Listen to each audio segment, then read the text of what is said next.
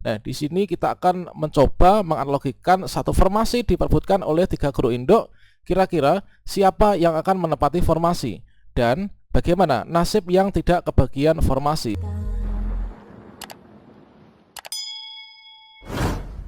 Baiklah, assalamualaikum warahmatullahi wabarakatuh. Sobat-sobat calon guru, selamat datang di channel calon guru. Sobat semuanya, pada video ini kita akan mencoba membantu menjawab pertanyaan di kolom komentar dari teman-teman, yang mana mungkin satu pertanyaan ini cukup mewakili dari pertanyaan beratus-ratus ribu dari teman-teman yang memiliki permasalahan yang sama. Jadi jika dalam satu instansi, misalkan di sini mungkin saja inilah satu sekolah ya. Jika dalam satu sekolah itu ada satu formasi saja, dan di situ ada 3 guru induk yang non ASN dan dia masa kerjanya lebih dari 3 tahun semuanya. Ya, mana di sinilah masuk dalam pelamar prioritas yang ketiga. Maka mekanismenya jadi bagaimana? Otomatis jadi saingan dalam memperebutkan satu formasi tersebut. Kemudian jika iya, siapakah nanti yang akan menilai seleksi, evaluasi, observasi tersebut, dan bagaimanakah sistemnya? Berikut ini kita akan mencoba untuk menganalogikan. Jadi dari kasus yang ada di sini, lah kita bisa gambarkan. Nah, di sini adalah seperti ini. Misalkan dalam satu sekolah, di sini ada satu sisa formasi. Sedangkan untuk guru yang belum lulus passing grade atau guru induk, di sini ada 1, kemudian ada 2, kemudian ada 3. Jadi ada satu sisa formasi selainnya di PNS. Ini adalah satu formasi ya. Sementara untuk guru yang masuk dalam kategori 3, ini adalah ada 3 peserta.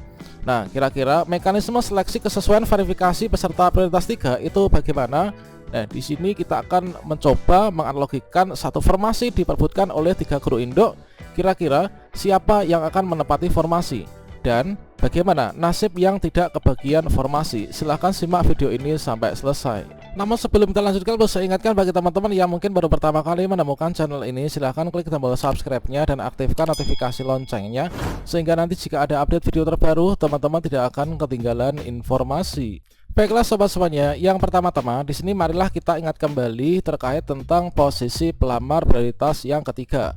Nah, di sini untuk pelamar prioritas ketiga ini adalah merupakan guru induk juga yang nanti mendapat keistimewaan ya dalam seleksi P3K guru di tahun 2022 ini. Ya, mana di sini nanti bagi teman-teman yang pelamar prioritas 3 itu kan masuk dalam bagian yang tidak lulus passing grade ya.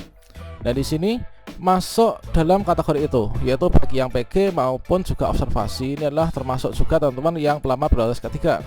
Kemudian di sini kita harus pahami untuk formasi itu adalah melekat pada guru di sekolahnya, jadi nanti nggak akan bisa digeser. Kemudian diikuti oleh guru yang terdaftar di Dapodik. Kemudian tidak terjadi lagi mutasi, rotasi, dan juga pergeseran. Kompetensi nanti yang digunakan untuk menilai itu adalah kompetensi profesional, pedagogis, sosial, dan juga kepribadian. Kemudian menggunakan mekanisme penempatan dan uji kesesuaian atau observasi. Inilah yang masuk dalam bagian pembahasan kita. Ini terkait tentang perubahan mekanisme di tahun 2022 ini. Kemudian untuk posisi pelamar prioritas yang ketiga yang berikutnya. Untuk posisi pelamar prioritas ketiga, yaitu guru honorer sekolah negeri yang memiliki masa kerja lebih dari 3 tahun, adalah posisinya ada di sini, yaitu pelamar prioritas yang ketiga adalah guru honorer sekolah negeri ya, lebih dari 3 tahun.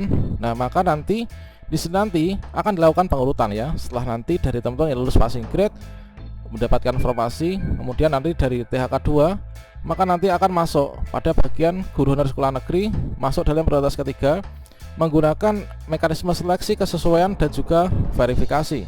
Inilah terkait tentang para pesertanya. Di sini posisinya adalah pelamar prioritas yang ketiga. Berikutnya untuk posisi pelamar prioritas ketiga yang berikutnya. Nah, di sini coba kita cek lagi. Ada 3 jenis mekanisme seleksi guru ASN P3K di tahun ini. Nah, dari informasi yang dibuka oleh masing-masing Pemda, tentunya nanti akan diurutkan mulai dari penempatan guru yang sudah lulus passing grade. Kemudian, jika masih ada informasi, dilanjutkan untuk seleksi kesesuaian verifikasi. Yang mana untuk seleksi kesesuaian verifikasi inilah terdiri dari untuk THK 2 dan juga guru honorer sekolah negeri.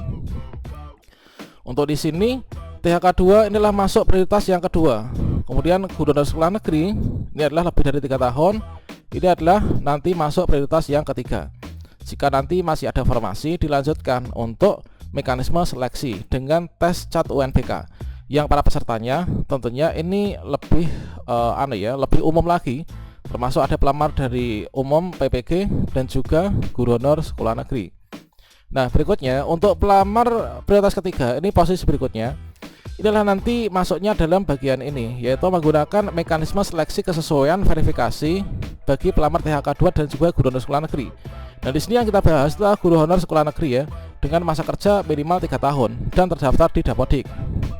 Jadi untuk teman-teman yang masuk dalam pelamar prioritas yang ketiga, di sini nanti untuk tesnya itu adalah seleksi kesesuaian verifikasi. Ini dilakukan jika masih tersedia kuota formasi ya, dengan catatan jika masih ada kuota formasi. Kemudian pada seleksi ini dilakukan dengan menilai 4 dimensi. Jadi ada 4 dimensi yang akan dinilai. Siapakah yang akan menilai? Nah, nanti kita bahas. Yaitu yang pertama, kualifikasi akademik dan atau sardik yang dimiliki, mempertimbangkan linearitas antara bidang tugas atau mata pelajaran dengan kualifikasi akademik.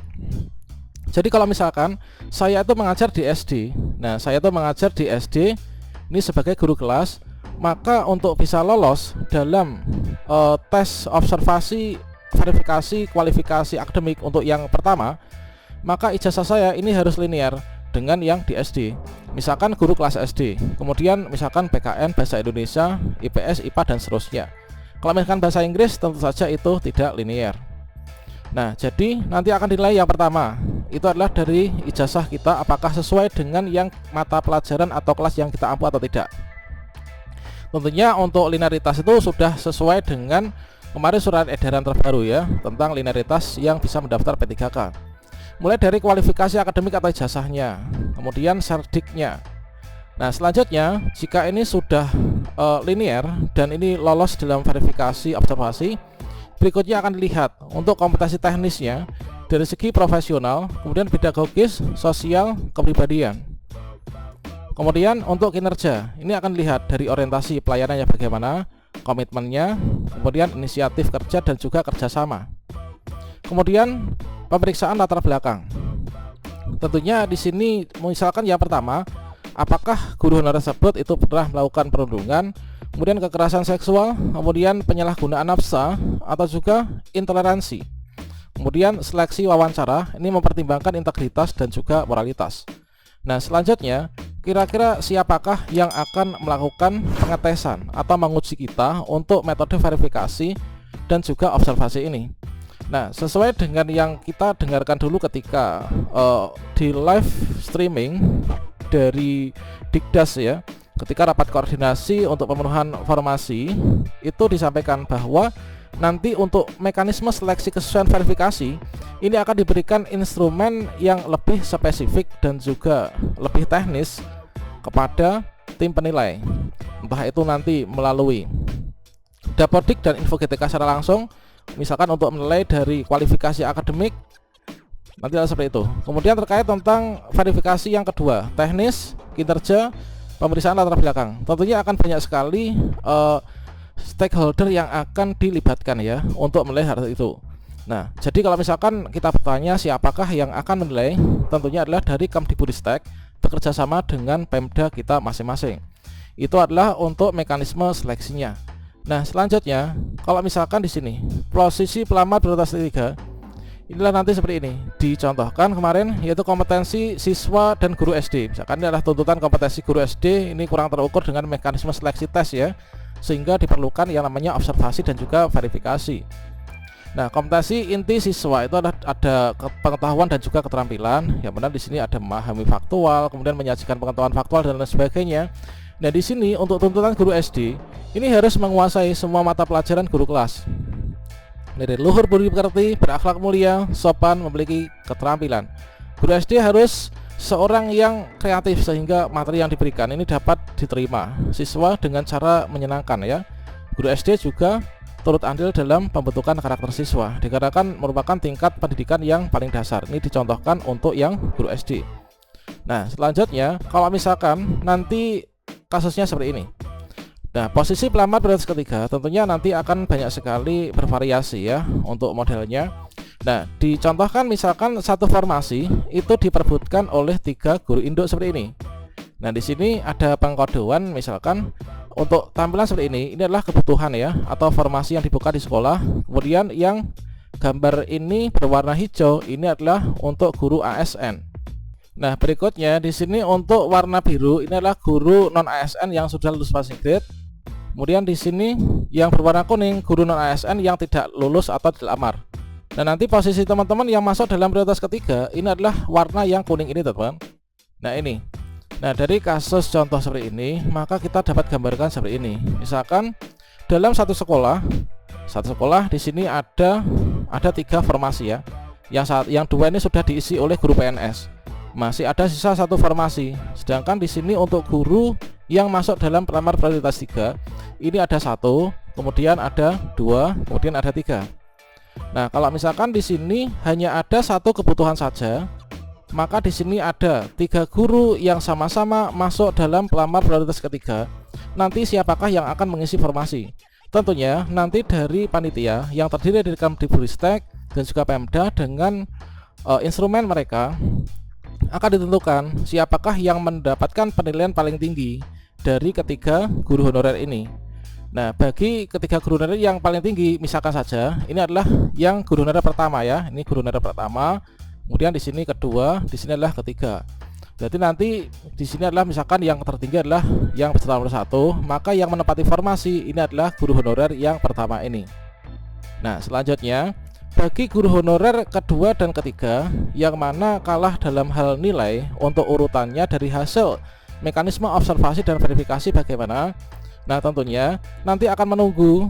Nah, ini kalau misalkan kita bertanya siapa yang mendapati formasi adalah seperti ini ya, teman-teman. Kemudian bagaimana nasib dengan guru honorer keduanya yang tidak kebagian formasi? Nah, nanti akan seperti ini. Jadi dari sekolah yang formasi pertama sudah diisi guru honorer dengan nilai observasi yang lebih tinggi, maka 2 ini mereka tetap di sini, tetap di sekolah ini sampai nanti dibuka formasi. Entah itu ada penambahan formasi P3K 2022 atau juga nanti menunggu guru yang pensiun, sehingga misalkan guru kelas 6 itu pensiun, sehingga formasi untuk guru kelas 6 itu kan nanti akan kosong. Itu nanti akan diberikan ke guru ini. Nah, sebagai contohnya misalkan seperti ini. Nah, dalam lambat laun berjalan, ketika dari guru ini sudah menepati formasinya, kemudian di sini nanti misalkan ada 1 lagi tambahan formasi. Ketika ada yang pensiun atau mungkin tambahan formasi 2022, maka dari peserta nomor 2 dan 3 ini tadi, maka akan dinilai lagi dari hasilnya yang awal itu siapa yang dapat nilai lebih tinggi, maka nanti akan menempati formasi di sekolah ini. Kemudian guru yang terakhir ini bagaimana? Nah, mereka nanti akan bisa juga ditempatkan di sekolah lain. Dikarenakan sesuai dengan peraturan, kalau misalkan di sekolahnya ada formasi, wajib mendaftar di sekolahnya. Kalau misalkan nggak ada formasi, itu boleh mendaftar di sekolah lain, tentunya dengan sekolah yang masih ada kebutuhan ya, yang tidak ada guru induknya, atau antara guru induk dan juga kebutuhan ini lebih banyak kebutuhannya, sehingga tidak akan menggeser guru induk yang ada di sekolah tersebut. Sebagai contohnya, ini adalah seperti ini. Nah, di sini dalam satu sekolah, untuk sekolah yang pertama, di sini ada PNS-nya 2, kemudian lulus passing grade 1, kemudian guru honor sekolah negeri di sana, guru induk 1. Maka di sini formasi ini adalah miliknya beliau, sedangkan di sini masih ada formasi kosong. Bisa jadi ini nanti akan bisa ditempatkan atau memilih formasi yang ada di sini. Tentunya dengan mempertimbangkan linearitas ijazah dan juga hasil dari verifikasi dan juga background check. Kemudian di sekolah lain juga seperti itu. Di sini ada 3 kekosongan formasi. Nah, di sini tentunya nanti juga akan diberikan. Nah, namun di sini tidak semudah yang kita bayangkan guru honor sekolah negeri yang masuk prioritas ketiga itu datang ke sekolah lain. Dikarenakan nanti urutannya itu adalah didahulukan untuk yang sudah lulus passing grade, dan kemungkinan besar itu nanti untuk daerah-daerah tertentu yang lulus passing grade pun nanti belum bisa sepenuhnya terakomodir di tahun ini. Itulah mungkin sedikit dari penjelasan terkait tentang pertanyaan dari teman-teman. Semoga bisa bermanfaat. Dan di sini marilah kita pokoknya tuh selalu berdoa dan juga berusaha ya. Nanti asalkan itu memang sudah menjadi rezeki kita, tidak akan lari kemana. Semoga kita menjadi ASN P3K semua di tahun ini. Wassalamualaikum warahmatullahi wabarakatuh.